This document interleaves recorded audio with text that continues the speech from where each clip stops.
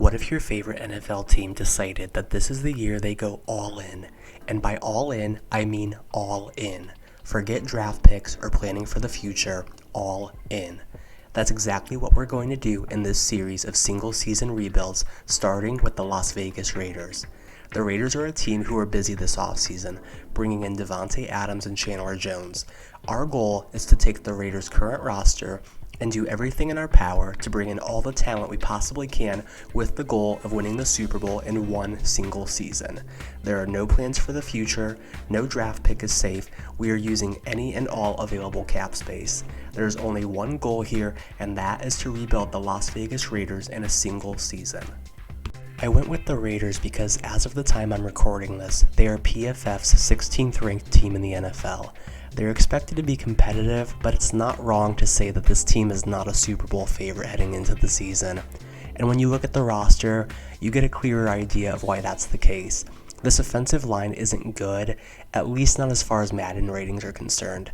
Defensively, your defensive tackles are mediocre, and that's being generous.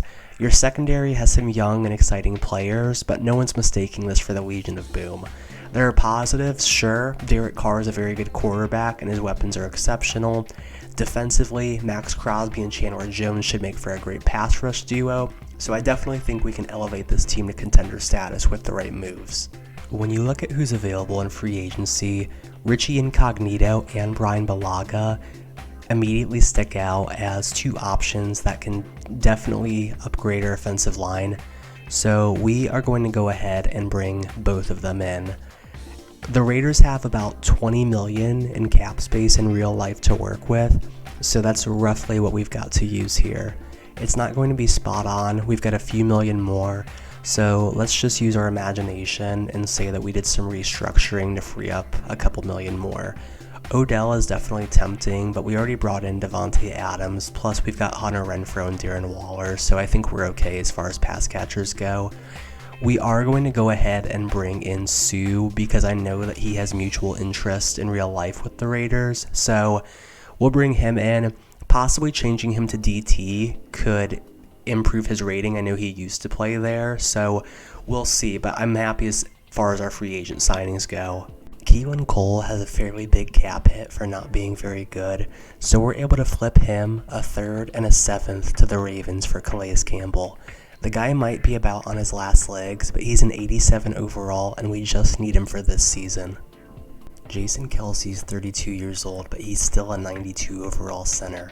It takes a first round pick, but we're able to snag him from the Eagles. Gabe Jackson can compete for a starting spot on our offensive line, and at the very least he gives us high quality depth. For 2 fourth-round picks, why not? And we've got our first blockbuster. It takes a second, a sixth, and a future first, but Johnathon Allen is now officially a Raider. Robert Quinn is an aging veteran on a bad Chicago Bears team, but he fits our scheme as a power rusher, and all it takes to get him is KJ Wright and a 5th-round pick.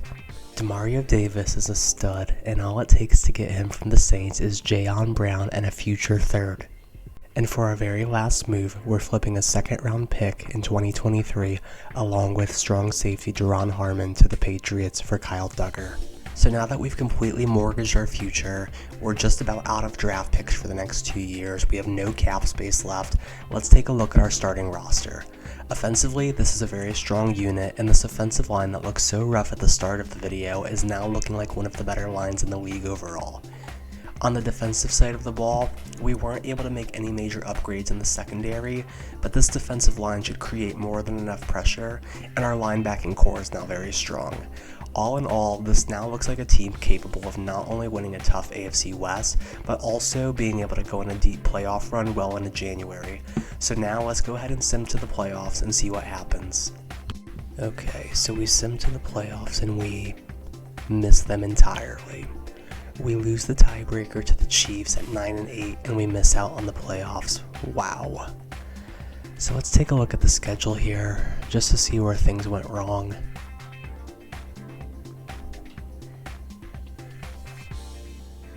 Okay, let's get to the regular season here. So looking at the schedule, we had some really tough games. So we start out the season with 2 straight losses, Ravens and Steelers. Let's see here. We lose to the Chargers in week 4. Broncos beat us week 6. We get a 4-game win streak, and then we lose to the Cowboys, we lose to the Chiefs, the Broncos destroy us, and then we lose to the Chargers in a must-win week 18 game. So we go 9-8, but we get swept by 2 different teams in our division after an 0-2 start. That is how you miss the playoffs with a winning record. Okay, so looking at the stats here, Derek Carr definitely did enough to help this team win. 4,600 yards passing, 35 touchdowns, 9 picks. Very solid work from him. As far as rushing goes, the run game was good enough. Josh Jacobs gave us 1,000 yards, 4.4 yards per carry. That's decent. 14 touchdowns is very nice. For receiving, wow, so Devontae Adams was actually a pretty big disappointment, I'm not going to lie. 4th on the team in receiving yards. Demarcus Robinson came out of nowhere. Look at that. 1,100 yards, 11 touchdowns. I mean, Adams scored 10 touchdowns, but for what the Raiders gave up for him, that is honestly bad. And then when we go to the defensive side of the ball here, let's look at sacks. So as far as sacks are concerned, Calais Campbell was definitely worth the investment. 12.5 sacks, love to see that. And then interceptions, not a lot of interceptions. We did get 2 from Kyle Duggar. That was one of our trade acquisitions. Rocky Sin from the Colts, he pulled in 4, so okay, I guess. I mean, looking at the stats, it's just clear we were good, just not good enough. 9-8 is, I guess, this team's ceiling, at least as far as our additions are concerned. It does make me wonder how this team will do in real life. I know the AFC West is really tough. As you can see, the Broncos won it pretty easily, and the Chiefs and the Chargers both actually seem to underachieve as well. I know the Chiefs made the playoffs at 9-8, but still, yeah, disappointed to say the least. And here are how the playoffs went. The Bengals are Super Bowl champions, beating the Cowboys 33-26. And if you look at the schedule, the Bengals games were just classics, all of them. I mean, they come in as the 5 seed, they travel to Indianapolis, beat them 31-28, super close game. Then they go to Baltimore to face the 1 seed Ravens, beat them 28-20, amazing. And then they go to Denver to face off against Russell Wilson and the Broncos, the AFC West champs, and they beat them 24-21. So every single game so far is a 1-possession game, and then you get a 33-26 win against the Cowboys in the Super Bowl. I mean, that is an incredible run. So you're knocking off Matt Ryan, Lamar Jackson, Russell Wilson, and Dak in one single playoff run. I mean, I know those aren't all Hall of Famers necessarily, but still very impressive. They get revenge. They're back on top. Bengals are world champs.